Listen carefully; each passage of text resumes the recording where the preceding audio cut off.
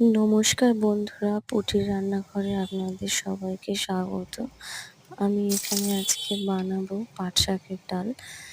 তো তার জন্য আমি কড়াইতে তেল দিয়ে তেজপাতা, শুকনো লঙ্কা, গোটা জিরে, রসুন ফোড়ন দিয়ে পাট শাকগুলো দিয়ে ভেজে নেব। ভালো করে পাট শাকটা ভাজা ভাজা করতে হবে। তারপর ওর মধ্যে দেবো হলুদ, লবণ, দিয়ে একটু নাড়াচাড়া করে নেব। এদিকে আমি ছোলার ডালটা সেদ্ধ করে নিয়েছি। এবার সেদ্ধ করা ডালটা আমি ভাজা শাকের মধ্যেই সব ঢেলে দেব।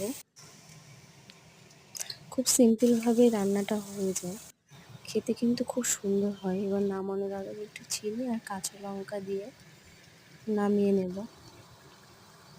তারপর একটু ভাজা মশলা দিয়েছিলাম, এটা আমি একটু দিয়ে থাকি তরকারিতে, ভালো লাগে খেতে।